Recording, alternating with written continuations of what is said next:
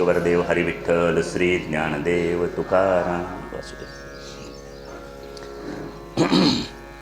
भगवंत म्हणतात, आमचे पूर्वज राजा यदू यांनी अवधूत दत्तात्रय महाराजांना विचारलं की सगळं काही करण्याची क्षमता असताना सुद्धा आपण काही करताना दिसत नाही, काही धडपड करत नाही, काही कष्ट करत नाही, पण तरीसुद्धा आपण आनंदात निमग्न असता, अशी ही सहज स्थिती आपल्याला कशामुळे प्राप्त झाली?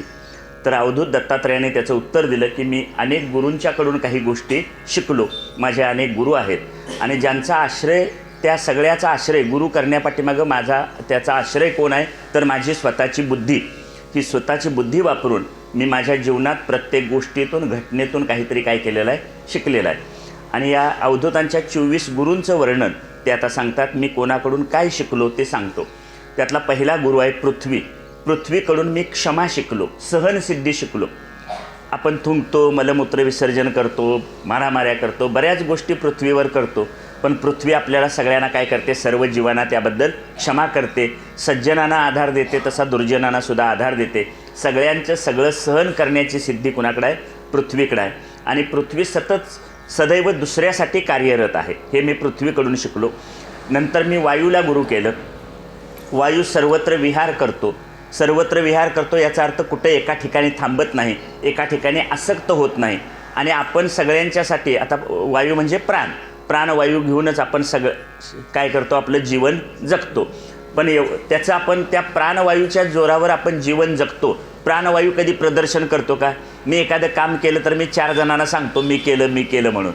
पण ज्या प्राणामुळं आपण जिवंत राहतो, तो प्राण आपल्या कर्तृत्वाचं प्रदर्शन कुठेही करत नाही. त्यानंतर मी आकाशाला गुरु केलं. आकाश व्यापक आहे.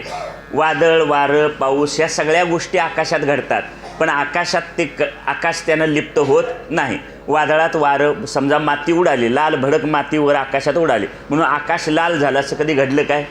मे महिन्यात आपण सगळ्या घराघरात तिखट तयार करतात. तिखट तयार केलं म्हणून आमच्या भागातलं आकाश तिखट झालं असं कधी म्हटलं आहे का? कोल्हापूर जिल्ह्यात इतके साखर कारखाने आहेत. साखर कारखान्यात साखर तयार झाली म्हणून आकाश आमच्या भागातलं गोड झालं असं कधी म्हटलं काय? नाही. म्हणजे आकाश कोणत्याही धर्माने काय होत नाही? लिप्त होत नाही. त्यानंतर आप म्हणजे पाणी. पाणी हे जीवन आहे. पाणी सतत वाहतं असतं. पाणी निर्मल आहे. पाणी थोडा वेळ तसंच शांत राहू दिलं तर ते निवळतं आणि त्याच्यातले माती चिकन काय होतात? निवळून तळाला बसतात. आणि ते पाणी पिण्यामुळं आपल्याला शीतलता मिळते आणि आपली तहान भागते. हे असं मी आपण निर्मल राहावं, सतत वाहतं राहावं, कुठंही अडकून पडू नये, हे मी पाण्याकडून काय झालं? शिकलो. अग्नी तेजस्वी आहे. अग्नी सतत वर जातो. त्याला एक शब्द सांगितला आहे ऊर्ध्वगामी. अग्नी काय आहे? ऊर्ध्वगामी आहे. सगळं त्याच्या अग्नीमध्ये जे टाकू तो त्याला भक्षण करून टाकतो आणि आपण मात्र जसाच्या तसा राहतो. अगदी सोनंसुद्धा जाळलं तर त्यातला हिणकस भाग जळून जातो आणि केवळ सोनं शिल्लक राहतं. म्हणजे अग्नी काय करतो? आपल्याला शुद्ध आणि पवित्र करण्याचं काम करतो. नंतर मी चंद्राला गुरु केलं. चंद्राला 16 कला असतात. म्हणजे अमावस्या झाली की हळूहळू क्रमाक्रमानं चंद्र वाढत जातो आणि पौर्णिमा येते. पौर्णिमेनंतर पुन्हा काय होतो? कमी होत जातो. चंद्राला या जशा कला आहेत तशा आपल्या शरीराला सुद्धा काय आहेत? कला आहेत. शरीर 2 वर्षाचं असताना, 20 वर्षाचं असताना, 40 वर्षाचं असताना, 60 वर्षाचं असताना ठराविक कालापर्यंत शरीर पुष्ट होत जातं, त्याची वाढ होत जाते. आणि ठराविक कालानंतर शरीर पुन्हा काय होत जातं? क्षीण होत जातं. अशा कला या शरीराला आहेत. पण शरीराच्या आत असलेल्या आत्म्याला असा बदल होत नाही, त्याच्यात परिवर्तन होत नाही. परिवर्तन हे शरीरात होतं, त्या आत असलेल्या चैतन्यामध्ये, आत्मतत्वामध्ये होत नाही. हे मी चंद्राकडून शिकलो. नंतर सूर्याला गुरु केलं. सूर्य हा सगळ्यांच्या ऊर्जेचा स्तोत्र आहे, शक्ती स्तोत्र आहे, किंवा जगाचा डोळा म्हणू आपण. सूर्य हा काय आहे? जगाचा डोळा आहे. सूर्यामुळे आपल्याला सगळं दिसतं, सगळ्या गोष्टींना तो प्रकाशित करतो. त्यानंतर मी एका कबुतराला गुरु केलं. कबुतराला गुरु का केलं हे आता तुमच्या माझ्यासारख्या गृहस्थाश्रमी माणसांनी लक्षात घ्यायला पाहिजे. कबूतर पती आणि पत्नी होते, म्हणजे नर आणि मादी. ह्या दोघांची ही जोडी होती कबुतरांची. त्यांना 2 पिलं झाली. मग पिलं झाल्यानंतर काय झालं की एकदा ही पिलं ह्याच्या एका पारध्यानं लावलेल्या जाळ्यात सापडली. त्या पिलांना सोडण्यासाठी त्यांच्या आईनं त्याच्यात झेप घेतली, ती त्याच्यात अडकली. त्या तिघांना सोडवण्यासाठी तो नर पक्षी होता, त्यानं सुद्धा काय केली, त्याच्यात उडी मारली आणि तो पारधी सगळ्यांना घेऊन निघून गेला. आता काय झालं, ही संसारातली आसक्ती आहे. संसारातली काय आहे, आसक्ती आहे. म्हणजे मुलांच्या प्रेमापोटी आई तिकडे गेली आणि ते पत्नी आणि मुलं यांच्यासाठी तो पुरुष म्हणजे नर असलेला कबूतर तो पक्षीसुद्धा काय झाला, त्याच्यात जाऊन अडकला. इतकी आसक्ती आपल्याला दुःखाला कारणीभूत होते. हे मी या गुरूंच्या यांच्याकडून काय केलं, शिकलो. नंतर त्यामुळे जो ज्ञानी असतो तो कुठं अतिस्नेह करत नाही किंवा प्रेमानं कुठं चिकटून राहत नाही. आपण सुद्धा संसारात राहावं, सगळ्यांचं सगळं करावं, पण त्याला काय होऊ नये, अतिस्नेहानं प्रेमानं आसक्तीनं चिकटून राहू नये. त्यानंतर अजगराला मी गुरु केलं. हा अजगर कसा राहतो, यदृच्छा लाभ संतुष्टम, म्हणजे अजगर पडून राहतो. आपल्या समोर काय आपलं भक्ष्य आलं तरच घेतो, जास्त हालचाल, जास्त प्रयत्न, जास्त धडपड करत नाही. हे मी अजगराकडून शिकलो. आता आम्ही अजगर संसारी माणसं काय करत असतो, शेवटी जाईपर्यंत 4 पैसे मिळवण्यासाठी, संसार करण्यासाठी धडपडत राहतो. आयुष्यभर आपण कष्ट करत राहतो. आपलं कष्ट करणं कधी थांबत नाही. किंवा असं म्हणू की आपण आपल्या शरीरानं मिळवून जो संसार करतो तो संसार कधी पूर्ण होत नाही. काय वाटेल ते केलं आणि कितीही केलं तरी संसार पूर्ण होत नाही आणि मग आपण तसं धडपडत राहतो. अजगराकडून मी हे शिकलो की आपल्याला सहज जे मिळेल ते काय करावं, आपण स्वीकारावं. योग्य मार्गानं योग्य कर्तव्य करून जे प्राप्त होईल त्याच्यामध्ये आपण संतुष्ट राहावं. नंतर समुद्राला मी गुरु केलं.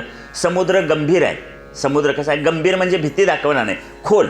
समुद्र गंभीर आहे, स्वतःमध्ये परिपूर्ण आहे. कितीही आमच्याकडच्या नद्यांचा महापूर येऊन तिकडे मिसळला तरी समुद्राचं पाणी वाढत नाही आणि आपल्याकडे दुष्काळ पडला म्हणून समुद्राचं पाणी कमी होत नाही. तो स्वतःमध्ये परिपूर्ण राहतो. पतंगाला मी गुरु केलं. पतंग हा एक किडा आहे. पतंग म्हणजे किडा.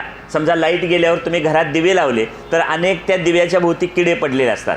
ते किडे त्या पतंग ह्याच्या दिव्याच्या रूपाकडे बघून आकर्षित होतात. दिव्याकडे काय होतात, आकर्षित होतात. त्याच्याजवळ रूपाची आसक्ती आहे. दिव्याचं रूप बघून त्याच्याकडे ते आकर्षित होतात आणि त्या जाळात येऊन म्हणजे त्या दिव्यामध्ये येऊन काय होतात, आपण स्वतः जळून जातात. असं आपल्याला आता ह्यातनं काय शिकायला मिळालं, आपण सुद्धा इंद्रियांना वश होऊ नये आणि त्याच्याकडे इंद्रियांच्याकडे आसक्त होऊ नये. हे आपल्याला शिकवलं. त्यातनं मी त्यानंतर ते म्हणतात मी मधमाशीला गुरु केलं. मधमाशी ही सारग्रही आहे, म्हणजे सार घेणारी. मधमाशी काय करते, सार घेते. जिथून जिथून ज्या ज्या फुलातून मधाचे कण मिळतील ते मधाचे कण गोळा करते. तसं आपण सुद्धा जिथून जिथून ज्ञान मिळेल, आपल्याला माणसाचं वेगळेपण काय आहे, ज्ञान हे माणसाचं वेगळेपण आहे. सर्वात पृथ्वीवर सर्वात बुद्धिमान प्राणी कोण आहे, माणूस. 2 नंबरची बुद्धिमत्ता आहे डॉल्फिन नावाच्या माशाला. एवढी बुद्धिमत्ता मिळालेली असताना कुत्री मांजरं जो संसार करतात आणि जसा करतात तसाच जर आपण करत राहिलो तर त्यांच्यात आणि आपल्यात काय फरक राहिला. म्हणून मानवी बुद्धीच्या जोरावर आपण जिथून जिथून ज्ञानाचे कण मिळतील ते आपण काय केले पाहिजेत, जमवले पाहिजेत, गोळा केले पाहिजेत. हे मी मधमाशीकडून शिकलो. तर नंतर गज म्हणजे मी हत्तीला गुरु केलं. हत्तीच्या बाबतीत असं सांगतात की हत्तीला स्पर्शाची आसक्ती जास्त असते. समजा एखादा बलदंड हत्ती असेल, काल आपण गजेंद्राची कथा बघितली तशी, तर त्या हत्तीला जर पकडायचं असेल तर हत्तीला पकडायचं कसं, आपल्या माणसाच्या ताकदीला तो काही सहजपणानं पकडता येत नाही. मग हत्तीला पकडायचं असेल तर काय करतात, एक लाकडाची हत्तीन तयार करून ठेवतात. लाकडाची हत्तीन तयार करायची आणि लाकडाची हत्तीन जिथं ठेवलेली असेल त्याच्या पुढच्या बाजूला खड्डा काढायचा आणि त्याच्यावर पालापाचोळा काट्या टाकायच्या. हत्ती त्या हत्तीनीला स्पर्श करण्यासाठी पळत येतो आणि धावत तिला स्पर्श करण्याच्या आसक्तीनं तो पळत आला की त्या खड्ड्यात काय होतो, पडतो. आणि मग खड्ड्यात पडला की मग माणसं त्याला आपलं दोर लावून काय करू शकतात, पकडू शकतात. म्हणून ही हत्तीजवळ स्पर्श शक्तीचा शिकार होतो हत्ती. हे मी हत्ती आपल्या स्त्रीमध्ये आसक्त आहे. तसं आम्हाला सुद्धा काय शिकवलं, अशा पद्धतीनं आपण सुद्धा पुरुषाने स्त्रीमध्ये आणि स्त्रीनं पुरुषामध्ये आसक्त होऊन राहू नये. मधुहा म्हणजे मध गोळा करणारा. मध गोळा करणारा जिथून जिथून मध मिळतो ते आणून साठवतो आणि जिथं साठा केलेला असतो चोर तो साठा काय करतो, चोरी करून घेऊन जातो. आम्हाला काय शिकवलं, आम्ही सुद्धा राबून कष्ट करून सोनं नाणं धन सगळं जमवतो आणि कधीतरी कडी कुलूप लावून गावाला गेलो की तो कडी कोंडा काढून सगळं घेऊन जातो. म्हणून आम्हाला सुद्धा काय शिकवलं, असा धनाचा संग्रह करू नका. जे आपल्याला मिळाले, जेवढा आपल्याला गरजेचा आहे तेवढा वापर करा आणि उरलेलं लोकांना काय करून टाका, देऊन टाका. नद्या, पर्वत, नद्या आम्हाला पाणी देतात. नदी म्हणते काय मी माझं पाणी देणार नाही. झाडं म्हणतात का मी आमची फळं देणार नाही. आम्ही उलट आमच्यात विकत आणलेलं दुसऱ्या कोणाला देणार नाही. पण झाडं असा भेदभाव करत नाही. पाणी म्हणत नाही ह्या गावच्या लोकांना तेवढं मी पाणी देणार, त्या गावच्या देणार नाही. म्हणजे नदी ज्या ज्या गावाला स्पर्श करून वाहत जाते त्या सगळ्या गावांची माणसं काय करतात, बरी वाईट, चांगली वाईट, सज्जन दुर्जन सगळेजण त्या पाण्याचा उपभोग घेतात. नदी, झाडं अशा प्रकारचा आपुपर भाव काय करत नाही, करत नाही. त्यानंतर मी हरिणाला गुरु केलं. हरणाजवळ नादासक्ती आहे. नाद म्हणजे आवाज. एखादा शब्दाला किंवा हरिण काय होतं, एखादा आवाज येत असेल तर त्या आवाजाच्या दिशेनं कान फटकरून तो आवाज काय करत राहतं, ऐकत राहतं. तो हरणाची शिकार करायची असेल तर असा एखादा मंजूळ आवाज करत राहावं. तो आवाज ऐकत बसलं की त्याला मारणं काय होतं, सोपं जातं. म्हणून ही कशाची आसक्ती आहे, नादासक्ती. मगाशी सांगितलं किड्याची रूपाची आसक्ती, हत्तीची स्पर्शासक्ती, हरणाची नादासक्ती, मीन म्हणजे मासा, माशाला जवळ मासा गळ अडकतो, स्वादासक्ती, रस हा विषय आहे. मासा कशात आसक्त आहे, रसात. म्हणून आपण मासे पकडणारे लोक गळाला गांडूळ लावून टाकतात. तो खायला आला की गळ काय होतो, अडकतो. आता हे 5 विषय, 5 विषयातला एक विषय यांना मारतो. किड्याला रूपासक्ती मारते, हत्तीला स्पर्शासक्ती मारते, हरणाला नादासक्ती मारते, मीन म्हणजे माशाला रसाची आसक्ती मारते. आणि हे 5ही माणसाजवळ आहेत. मग माणसाचं काय होईल, त्यांच्याजवळ एक इंद्रिय प्रबळ आहे तर ते त्यांना मारतं. 5च्या 5 शब्द, स्पर्श, रूप, रस, गंध हे 5ही विषय माणसाजवळ मोठ्या प्रमाणात आहेत. मग माणसाचं काय होईल. म्हणून या ज्ञानेंद्रियांना काय केलं पाहिजे, आवरलं पाहिजे, सांभाळून राहिलं पाहिजे. नंतर ते म्हणतात मी एका देह विक्रय करणाऱ्या वेश्या स्त्रीला सुद्धा मी काय केलं, गुरु करून घेतलं. तिचं नाव आहे पिंगला. ही पिंगला आपल्याबद्दल काय करत असते, ही देह विक्रय करणारी आहे. त्यामुळं आपल्या शरीराची विक्री करून, देह विक्रय करून पोट भरणारी ही वेश्या स्त्री इतर येणाऱ्या पुरुषांची वाट पाहत राहते आणि त्याने दिलेल्या पैशावर तिचं पोट भरतं. पण एक दिवस ती अशी वाट बघत असताना बराच वेळ कोण येत नाही आणि मग तिच्या मनात अचानक वैराग्य निर्माण होतं आणि ती म्हणते परमात्म्याला सोडून मी अशा नाशवंत शरीर असलेल्या, ज्याचं दुःखाचं भांडार आहे, रोगाचं भांडार आहे, अशा शरीराच्या, असं शरीर असलेल्या पुरुषांची काय करते, वाट पाहते. त्यापेक्षा अशा प्रकारचं माझं जे जगणं आहे तिला आपण आपल्या स्वतःच्या जगण्याचा ती धिक्कार करते. आणि खरा पुरुष कोण आहे, परमात्मा आहे, श्रीकृष्ण आहे. म्हणून ती श्रीकृष्णाकडं वळते. म्हणजे वैराग्य निर्माण झाल्यामुळं तिच्या मनात श्रीकृष्णाची भक्ती निर्माण होते आणि त्यामुळं ती ह्या नश्वर शरीर असलेल्या पुरुषाची इच्छा करण्यापेक्षा भगवान श्रीकृष्णांची इच्छा करते आणि ईश्वराच्या भक्तीला लागते.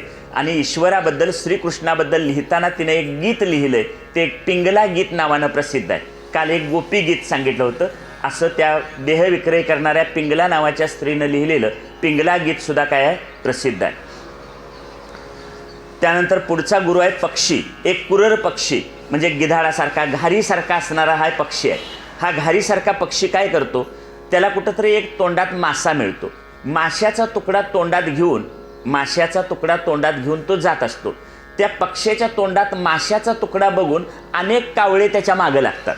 आता त्या कावळ्यांच्या तावडीतनं सुटायचं कसं, त्याचा उपाय म्हणून तो पक्षी काय करतो, ह्या कावळ्यांच्या तावडीतनं, हे सगळे माझ्या मागं लागलेत, का लागलेत तर माझ्याकडं तुकडा आहे म्हणून, माशाचा तुकडा आहे म्हणून. ह्यांच्या तावडीतनं सुटायचं असेल तर माशाचा तुकडा तो सोडून देतो. माशाचा तुकडा सोडल्याबरोबर सगळे कावळे कुठे गेले, माशाचा तुकडा गेले आणि त्याची सुटका, त्या पक्ष्याची सुटका झाली. आम्हाला सुद्धा काय सांगितलं आता ह्यातनं, आम्ही पैशाला धरून राहतो, सोन्याला धरून राहतो. पैसे आणि सोनं नाणं आपल्याकडे असतं, खिशात 4 पैसे असतात तेव्हा लोक, मित्रमंडळी आपल्याबरोबर असतात. तुमचा खिसा रिकामा असतो तेव्हा जगातलं कुणीही तुमच्याबरोबर नसतं. नंतर अर्भक म्हणजे अतिशय लहान 1-2 वर्षाचं मूल, त्याला मी गुरु केलं. अर्भकाला का गुरु केलं असेल, 1 वर्षाच्या मुलाकडं काय शिकायचं. 1 वर्षाच्या मुलाकडं शिकण्यासारखी गोष्ट 1 वर्षाचं मूल ज्या हातानं भात कालवतं त्या हातानंच आपल्या शिशूमध्ये सुद्धा हात घालतं. याचा अर्थ काय? त्याच्या मनात भेदभाव नाही. आई म्हणते शी आहे, घाण आहे, म्हणजे आम्ही आई वडील मुलांना शिकवतात की हे घाण आहे, हे चांगलं आहे, पण मुलाच्या डोक्यात हे काय घाण आहे आणि चांगलं आहे असं नसतं. ज्या हातानं ते भात, दही भात असेल, वरण भात आहे ते कालवलेलं असतं, त्याच हातानं ते 1-2 वर्षाचं मूल काय कालवतं, तो हात आपल्या शिशूमध्ये सुद्धा घालतं. मुलाच्या मनात काही विचार नसतात. लहानपणी मुलं घरातल्या कुणाकडेही जातात, बाहेरचा एखादा दादा ताई आली तर त्यांच्याकडे सुद्धा जातात, लहान असतात तेव्हा. पण नंतर मुलं हळूहळू मोठी होतात. मुलं मोठी होत झाली की आई वडील आणि शिक्षक हे त्याचे खरे शत्रू आहेत असं आता माझं मत झालंय. का तर आई वडील त्याच्या मनात भेदाच्या भिंती उभा करतात. आई वडील सांगतात पलीकडच्यांची आमची भांडणं झालेत, तिकडे गेलंच तर तंगडं मोडेल, म्हणजे तिकडं जायचं नाही. कुणाला शिकवलं? पोराला. भले आपला वैरवाद आमचा जुना काळ चालत आला असेल, तो पोराच्या मनात कशाला पेरायचा? त्यांचं आमचं पटत नाही, ठीक आहे, आमच्या पातळीवर राहू दे ना. जे 50-60 वयोगटाची माणसं आहेत त्यांच्यातला संघर्ष त्यात राहू दे, पण हा संघर्ष, हा वैरवाद आम्ही कुणात पेरला? लहान मुलामध्ये पेरला.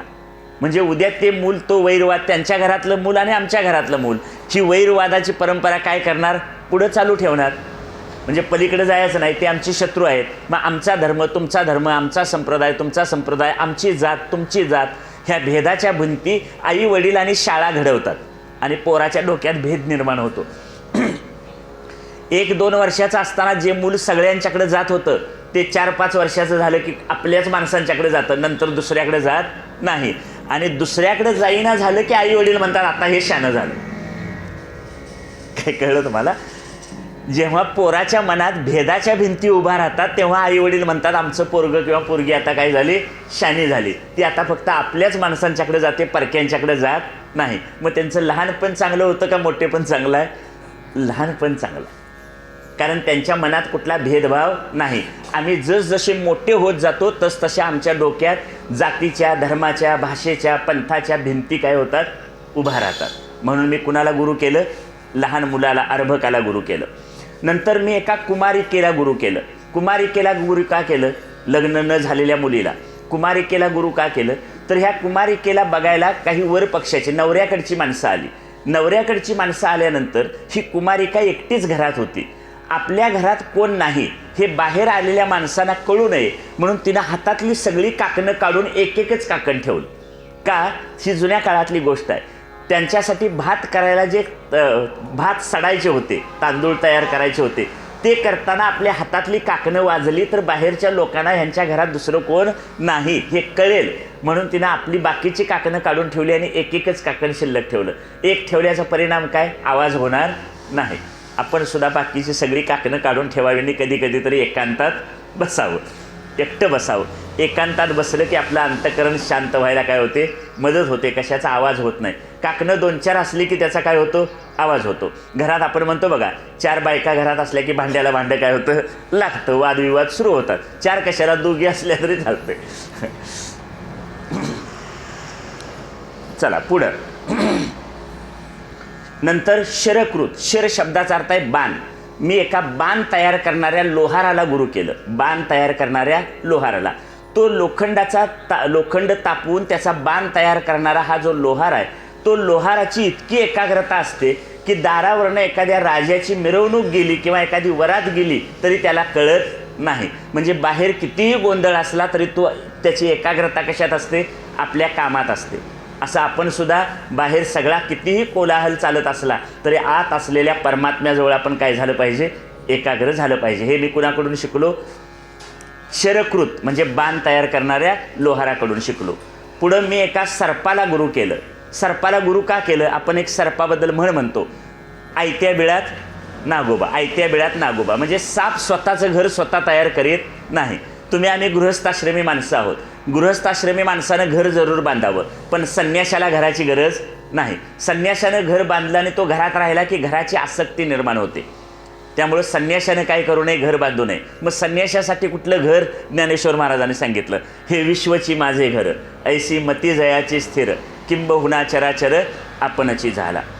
त्यानंतर मी एका उर्ण नाभी म्हणजे कोळी आपल्या घरात. तर 4 दिवस नाही झाडलं तर जळमट होतात. आपल्या घरात सुद्धा जळमट होतात. ती जळमट कशाची आहेत? त्या कोष्टी किड्याचे आहेत.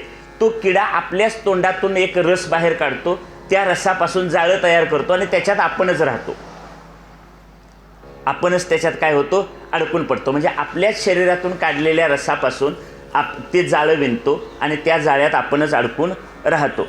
तसं परमात्मा काय करतो? परमात्माच सृष्टी निर्माण करतो, आपणच निर्माण करतो आणि त्यात सगळ्या रूपात आपणच राहतो. म्हणून मी कुणाला गुरु केलं? परमात्म्यातूनच ही सृष्टी निर्माण झाली आणि ती परमात्म्यातच राहते आणि शेवटी परमात्म्यातच लीन होते. हे मी या कोळ्याकडून शिकलो. आणि 24वा गुरु आहे सुपेशकृत. सुपेशकृत हे संस्कृत नाव आहे, त्याचा सोपा अर्थ आहे भुंगा. मी कुणाला गुरु केलं? भुंग्याला गुरु केलं. भुंग्याला गुरु का केलं? तर भुंगा आपल्या खाण्यासाठी जी अळी वापरतो ती अळी पकडून आणतो आणि आपल्या घरात ठेवतो. भुंग्याचं कुठं जे काय झाडाला हे पाडलं असेल छिद्र किंवा घरात कुठं मोकळी जागा मिळेल तिथं भुंगा काय करतो? एखाद्या अळीला धरून आणून ठेवतो. आता भुंगा आपल्याला खाणार, भुंगा आपल्याला मारणार, म्हणून ती धरून आणलेली अळी सतत कुणाचं चिंतन करते? भुंग्याचं. भुंगा आता भुंगा कधी पण येईल आणि मला काय करेल? खाऊन टाकील, आता मला मारून टाकेल. म्हणून ती अळी सतत भुंग्याचं चिंतन करते. भुंगा कधी येतो याचा वाट बघत राहते. 24 तास तिच्या डोक्यात कुणाची भीती आहे? कंसाच्या डोक्यात कुणाची भीती होती? कृष्णाची. म्हणून शेवटी मृत्यूनंतर कुणात विलीन झाला? श्रीकृष्णात विलीन झाला. तसं ही आळी सुद्धा सतत कुणाचं चिंतन करते? भुंग्याचं. आणि भुंग्याचं चिंतन करता करता ही आळी स्वतःच भुंगा होऊन जाते. आम्हाला काय शिकवलं? हरिरूप व्हायचं असलं तर काय करा? सतत हरी हरी म्हणा. पहाटेच्या या प्रहरी म्हणा हरी हरी. तुका म्हणे जन्मावरी ठेवा तुळस मंजिरी. किंवा समर्थ रामदास स्वामी म्हणतात प्रभाते मनी राम चिंतित जावा. सकाळी उठावं आणि उठल्याबरोबर कुणाचं चिंतन करावं? रामाचं चिंतन करावं. असे हे 24 गुरु आहेत. नाथ महाराज यावर एक ओवी लिहितात. ते म्हणतात ज्याचा ज्याचा जो जो गुण तो तो मी घेतला जाण. या 24 जणांच्याकडून प्रत्येकाकडून मी काय केला? एक एक गुण घेतला. त्याच्यासाठी मी माझ्या बुद्धीचा वापर केला आणि या सृष्टीतल्या सगळ्यांच्याकडून मी काहीतरी शिकलो. म्हणून माझ्या आजूबाजूला पसरलेली ही सृष्टीतले सगळेजण माझे कोण आहेत? गुरु आहेत. भगवंताचं स्वधामागमन.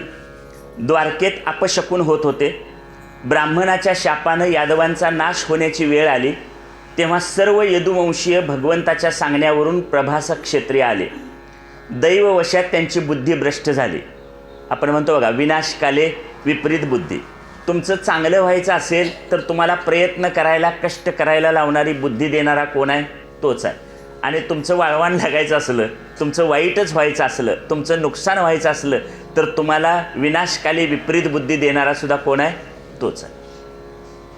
मग काय झालं? द्वारकेत आता भगवंताचं स्वधाम निजधामाला जाणं हा प्रसंग आहे. द्वारकेत अपशकुन व्हायला लागले. ब्राह्मणाच्या शापानं यादवांचा नाश होण्याची वेळ आली.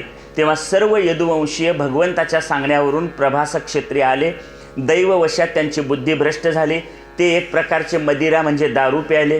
त्यामुळं दारू पिऊन ते तू मै करू लागले. आपापसात लढायला लागले. समुद्राच्या काठावर उगवलेलं मुसळाच्या चूर्णाचं गवत त्यांनी घेतलं. मग असे मी सांगितलं मुसळाचं चूर्ण करून काय केलेलं होतं? समुद्रात टाकलं होतं. आता तो एक समुद्राच्या काठावर आला आणि त्याचं गवत उगवलं आणि ते लोखंडाच्या कणापासून उगवल्यामुळं ते सुद्धा कसं होतं? गवतसुद्धा मजबूत होतं. ते यादव दारू पिऊन मातले, तू मै करायला लागले आणि एकमेकाला मारण्यासाठी त्यांनी ते समुद्राच्या काठावरचं गवत उपटून घेतलं आणि त्या गवतानं एकमेकाला मारायला लागले. एकमेकाला मारायला लागले इतकंच नाही, ते बलराम श्रीकृष्णावर सुद्धा मारायला धावून गेले. ह्याला म्हणायचं विनाशकाले विपरीत बुद्धी. आणि मग भगवान श्रीकृष्ण आणि बलराम यांना मारायला गेल्यावर सुद्धा श्रीकृष्णाने आणि बलरामाने तिथलंच गवत घेतलं आणि त्यांनी काय केलं? यादवांना मारायला सुरुवात केली. श्रीकृष्ण बलरामाने मुठभर गवत घेऊन गवतानंच सर्वांचा नाश केला. बलरामाने समुद्राच्या तीरावर बसून स्वतःला आत्मस्वरूपात स्थिर केलं आणि बलराम अगोदर निघून गेले. बलरामाने देहत्याग केला. भगवान श्रीकृष्ण निजधामास जाण्यास तयार झाले. भगवान श्रीकृष्ण पिंपळाच्या झाडाखाली बसले. त्यावेळी त्यांनी स्वतःच्या तेजानं झळकणारं चतुर्भुज रूप धारण केलं. म्हणजे जसं कारागृहात जन्म घेतल्यानंतर शंख चक्र गदा पद्मधारी चतुर्भुज रूप घेतलं होतं, तसंच शेवटी चतुर्भुज रूप धारण केलं. वक्षस्थळावर श्रीवत्स चिन्ह, म्हणजे काल आपण कथा बघितली भृगु ऋषीने मारलेली लात, श्रीवत्स चिन्ह शोभत होतं.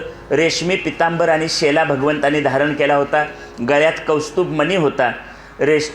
शंख चक्र गदा ही आयुध मूर्तिमंत होऊन जवळ उभी होती. त्यावेळी भगवान श्रीकृष्ण तिथं बसले. त्यांनी उजव्या मांडीवर तांबड्या कमळाप्रमाणे तळवा असलेला उजवी मांडी उजवा पाय सोडला आणि त्याच्यावर काय केलं, तांबड्या कमळासारखा दिसणारा आपला डाव्या पायाचा तळवा म्हणजे डावा पाय उजव्या पायावर काय केला, ठेवला. तांबड्या कमळाप्रमाणे तळवा असलेला डावा पाय त्याने उजव्या पायावर ठेवला आणि ते बसले. जरा नावाचा एक व्याध म्हणजे पारधी, ज्या पारध्यानं त्या मुसळाचा एक तुकडा कशाला लावून घेतला होता, आपल्या बाणाला लावून घेतलेला होता मुसळाचा तुकडा. तो बाण घेऊन तो पारधी तिथं बसलेला होता. तो झाडाच्या बाजूला झाडाच्या आडाला आणि त्याला काय दिसलं की हा जो पाय श्रीकृष्णांच्या पायाचा तळवा आहे तो हरणाच्या तोंडासारखा दिसला. कोणाच्या तोंडासारखा? हरणाच्या तोंडासारखा दिसला. जरा नावाचा एक व्याध होता. त्यानं मुसळाचा उरलेला लोखंडी तुकडा आपल्या बाणाच्या टोकाला लावला होता. तो बाण त्यानं हरिणाच्या मुखासारख्या वाटणाऱ्या भगवंताच्या पायावर मारला आणि मारल्यानंतर आपली शिकार बघण्यासाठी तो तिथं आला. त्याला वाटलं की आपण हरणाला मारलंय, शिकार बघण्यासाठी म्हणून तो तिथं आला व्याध पारधी. जवळ आल्यावर त्यानं चतुर्भुज भगवंताचं रूप पाहिलं आणि ते पाहून त्याला आपल्याकडून काय अपराध घडला त्या अपराधाची जाणीव झाली. तो रडायला लागला. भगवंताच्या पायावर डोकं ठेवून त्यानं माफी मागितली की मला हे काय हे नव्हतं. आता त्या पारध्यानं असा संदर्भ जोडतात त्या पारध्यानं झाडाच्या आडून बाण मारला श्रीकृष्णाला. का? राम अवतारात झाडाच्या आडून त्याने कुणाचा वध केला होता? वालीचा. आता देवाला जर जशास तसं भोगायला लागतं तर आमचं काय? वालीचा वध करताना रामाने झाडाच्या आडून केला होता. का? तर वालीच्या समोर जो येईल त्याला जो समोर येईल त्याची अर्धी शक्ती कुणाला मिळेल? वालीला मिळेल, असा त्यांचा वरदान होतं त्याला. म्हणून समोर न येता रामाने झाडाच्या आडून मारलं होतं. आता भगवान श्रीकृष्णांना पारध्यानं मारलं, व्याधानं मारलं, ते सुद्धा कुठून मारलं? झाडाच्या आडून मारलं. भगवान श्रीकृष्ण त्याला म्हणाले पारध्याला, व्याधाला, तू भिवू नकोस, हे काम तू माझ्या मनासारखं केलेलं आहेस. माझ्या अनुग्रहानं तू काय कर, स्वर्गात जा, किंवा हे असं व्हावं हा माझाच काय आहे, संकल्प आहे. त्यामुळे तू माझ्या अनुग्रहानं, अनुग्रह म्हणजे कृपा, माझ्या कृपेनं तू स्वर्गात जा. एवढ्यात भगवंताचा सारथी दारुक तिथं आला. दारुकानं रथातून उडी मारली आणि तो भगवंताच्या चरणावर लोटांगण घालू लागला. शुकाचार्य म्हणतात दारुकाच्या देखत भगवंताचा रथ आकाशात उडाला. त्या पाठोपाठ भगवंताची शंख चक्र गदा पद्म ही सगळी आयुधसुद्धा निघून गेली. भगवान दारुकाला म्हणाले, तू आता द्वारकेत जा. यादवानी एकमेकाचा केलेला संहार, बलराम दादा परमपदाला प्राप्त झाले किंवा ते परमगती त्यांना प्राप्त झाली. माझी झालेली ही अवस्था म्हणजे मला पारध्यानं बाण मारला आणि मी पण आता इथून काय करतोय, निघालोय, हे तू जाऊन त्यांना काय कर, सांग, द्वारकेत जाऊन सांग. आणि आता तुम्ही सगळेजण परिवारासह द्वारकेत राहू नका, कारण आता द्वारका समुद्रात बुडणार आहे. सगळेजण धनसंपत्ती आणि माझ्या आईवडिलांना घेऊन अर्जुनाच्या संरक्षणात इंद्रप्रस्थाला जा. पांडवांची राजधानी कुठली? इंद्रप्रस्थ. इंद्रप्रस्थाला जा. मी सांगितलेल्या भागवत धर्माचा तू आश्रय घे आणि ज्ञाननिष्ठ हो, ब्रह्मनिष्ठ हो आणि आपल्या स्वरूपात स्थित हो. एवढ्यात ब्रह्मदेव, भगवान शंकर, अनेक ऋषीमुनी भगवंत कसे निजधामाला जातात हे बघायला तिथं आले. परंतु आश्चर्य असं घडलं की भगवंत निजधामाला कसे जातात हे काही त्यांना बघायला मिळालं नाही. काही क्षणापूर्वी भगवंत चतुर्भुज रूपात होते, आता तिथं काहीही शिल्लक नव्हतं. भगवंत आतापर्यंत समोर दिसत होते, दुसऱ्या क्षणी तिथं काहीही नव्हतं. त्यांच्या पाठोपाठ पृथ्वीवरनं म्हणजे भगवान निजधामाला गेल्याबरोबर सत्य, धर्म, धैर्य, कीर्ती आणि लक्ष्मी ही सुद्धा कुणाबरोबर गेल्या? भगवान श्रीकृष्णाबरोबर गेले. त्यामुळं आता पृथ्वीवर असलेला सत्य, पृथ्वीवर आत्ता असलेलं धर्म, पृथ्वीवर आत्ता असलेली कीर्ती आणि पृथ्वीवर आत्ता असलेली लक्ष्मी ही भगवंताची फक्त सावली आहे. काय वाक्य म्हटलं, कळलं? ही फक्त काय आहे? सावली आहे. आणि आम्ही आता सगळेजण कुणाच्या मागं लागलो? श्रीकृष्णाच्या का सावलीच्या? सावलीच्या. लागायला पाहिजे कुणाच्या मागं? श्रीकृष्णाची. श्रीकृष्ण निजधामाला जाताना ह्या सगळ्या गोष्टी, कीर्ती त्यांच्याबरोबरच गेली. आत्ता पृथ्वीवर असलेली कीर्ती ही भगवान श्रीकृष्णांची फक्त काय आहे, सावली आहे, त्या कीर्तीची सावली आहे. धर्मसुद्धा, म्हणून आता धर्माचं सगळं काय गोंधळ जो दिसतो त्याचं कारण काय, खरा धर्म भगवान श्रीकृष्णांच्या बरोबर गेला. खरं तर भगवंत सर्वव्यापी आहेत, ते व्यक्त झाले होते. काही वेळापूर्वी ते काय झाले, काही कालापूर्वी ते व्यक्त झाले, आता पुन्हा ते अव्यक्त झाले. परीक्षिता, भगवंताचं मनुष्याप्रमाणे जन्म घेणं, निरनिराळ्या लीला करणं आणि अंतर्धान पावणं हा सर्व त्यांनी मायेचा आश्रय घेऊन केलेला अभिनय आहे. काय आहे, अभिनय आहे. भगवंत निजधामाला गेले. भगवंत निजधामाला गेले म्हणजे काय, त्याचं चार हे सांगितलं जातं. पहिलं, भगवान श्रीकृष्ण निजधामाला गेले म्हणजे आपल्या ब्रह्मस्वरूपात स्थिर झाले. त्यांचं जे खरं ब्रह्मस्वरूप आहे त्याच्यात ते स्थिर झाले. दुसरं, द्वारकेत त्यांनी जी द्वारका उभारली ते द्वारकेत कायमपणे नित्यत्वानं राहिले. तिसरं, द्वारकेतून बाहेर पडले, ते सरळ पंढरपूरला येऊन थांबले कमरेवर हात ठेवून. आणि चौथं, भगवान श्रीकृष्ण निजधामाला गेले म्हणजे भागवत नावाच्या ग्रंथातल्या शब्दात ते प्रविष्ट झाले. म्हणून भागवत ही भगवान श्रीकृष्णांची काय आहे, वाङ्मय मूर्ती आहे. अशा तऱ्हेनं हा 11वा स्कंद इथं संपला. 12व्या स्कंदात फक्त 13 अध्याय आहे आणि या 13 अध्यायामध्ये आश्रय नावाचं लक्षण सांगितले. आश्रय म्हणजे काय, आता मी बसलो, मला आधार कोणाचा आहे, या व्यासपीठाचा आहे. व्यासपीठाला आधार कोणाचा आहे, पृथ्वीचा आहे. पृथ्वीला आधार कोणाचा आहे, परमात्म्याचा आहे. म्हणजे आपल्या ह्या सगळ्या सृष्टीला आधार कोण आहे, परमात्मा. भगवंताचा आधार आहे. हे आश्रय नावाचं तत्व याच्यामध्ये सांगितलं आहे. जगाची उत्पत्ती, स्थिती, लय ज्याच्या प्रकाशात होतात किंवा ज्याच्या आश्रयावर होतात त्याला काय म्हणायचं, आश्रय. हे सर्व ज्याच्यामुळं प्रकाशित होतं त्याला आश्रय म्हणतात. तर तुकाराम महाराजांचा एक अभंग आहे बघा, रवी दीप हिरा दाविती देखणे अदृश्य दर्शने संतांची. म्हणजे हे सर्व ज्याच्यामुळं प्रकाशित होतं, संतांमुळं आपल्याला अदृश्याचं दर्शन होतं. संत कृपेचे हे दीप साधका करीती निष्पाप. आता पुन्हा सत्संगाचा विचार आला. म्हणजे आपल्या जीवनात सत्संग घडला तर आपल्याला खऱ्या आश्रयाचा काय होतो, ज्ञान होतं. खरा आश्रय कोण आहे, त्या परमात्म्याचं ज्ञान होतं. आणि त्यासाठी आपण भगवंताला शरण गेलं पाहिजे. आपण कुठं शरण जावं, काल एक ओवी सांगितली, जो मज होय अनन्य शरण तयाचे निवारीन मी जन्म मरण. या लागी शरणागता शरण मीच एकू, मीच एकटा आहे. जो भगवंत या सगळ्या सृष्टीला आश्रय आहे त्या आश्रयाजवळच आपण काय गेलं पाहिजे. कबीरांच्या जीवनातला एक प्रसंग सांगतात. एकदा एक बाई जात्यावर जोंधळे दळत होती खुंट्याला धरून, आणि जोंधळे दळत असताना त्याच्यातून जे पीठ बाहेर पडत होतं ते पीठ बघून कबीर रडायला लागले. कबीरांना काय झालं, वाईट वाटलं. संसारात माणसंसुद्धा अशी संसाराच्या जात्यात काय व्हायला लागलेत, भरडायला लागलेत. पण जात्यात जोंधळे दळत असताना त्यातले 2-4 जोंधळ्याचे दाणे त्या खुंट्याच्या कडेला होते. कशाच्या, खुंट्याच्या कडेला होते जात्यावर. म्हणजे तिथं थोडासा खोलगट भाग राहतो, खुंटा लावलेला असतो. त्या खुंट्याच्या सभोवताली त्या खोलगट भागात 2-4 जोंधळ्याचे दाणे पडलेले होते. तेवढे मात्र टिकून होते, त्यांचं काही पीठ झालं नाही. काय अर्थ कळला याचा, हा खुंटा म्हणजेच संत, हा खुंटा म्हणजेच कोण, भगवंत. आपण जर भगवंताच्या पायाजवळ थांबलो तर या संसाराच्या जातात भरडले जाणार नाही. मासे पकडणारा भुई किंवा कोळी असतो, तो पुढं जाळं टाकतो. पुढं जाळं टाकलं की त्या जाळ्याच्या पुढं टाकलेल्या भागात जेवढे मासे असतील तेवढे जाळ्यात सापडतात. पण काही लहान लहान मासे त्या कोळ्याच्या मासे पकडणाऱ्याच्या पायाजवळ येतात, ते काही जाळ्यात सापडत नाहीत. काय ह्याचा अर्थ काय, जे भगवंताच्या पायाजवळ जातात ते मायेच्या जाळ्यात सापडत नाही. म्हणून आपण कुणाच्या पायाजवळ जावं, भगवंताजवळ जावं. आणि दुसरं आहे शरण जाणं म्हणजे आश्रयाला जाणं. हा खाल मुद्दा बघितला. एक आता आश्रय घेतला भगवंताचा की एक लक्षात ठेवावं, एक आश्रय घेतला की लगेच दुसरा घ्यायचा नाही. एक आश्रय घेतल्यानंतर दुसरा आश्रय घ्यायचा नाही. याचा अर्थ काय, एकदा तुम्ही भगवान दत्तात्रयांना शरण गेलात की आणि बाकीच्या देवदेवता करत बसायचं नाही. भगवान दत्तात्रयांना मी तुला शरण आलोय म्हणून त्यांच्याजवळ शरण जायचं आणि उद्या लगेच म्हसोबाला नारळ द्यायला जायचं, हा दत्तात्रयांचा अपमान आहे. काय वाक्य म्हटलं, कळलं? एकदा एका भगवंताला आश्रय घेतल्यानंतर दुसरीकडे अन्य ठिकाणी जायचं नाही.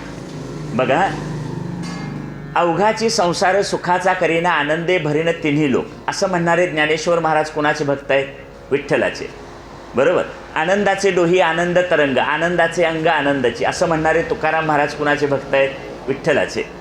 अवघेची त्रैलोक्य आनंदाचे आता, चरणी जगन्नाथा चित्त ठेले, असं म्हणणारे नाथ महाराज कुणाचे भक्त आहेत?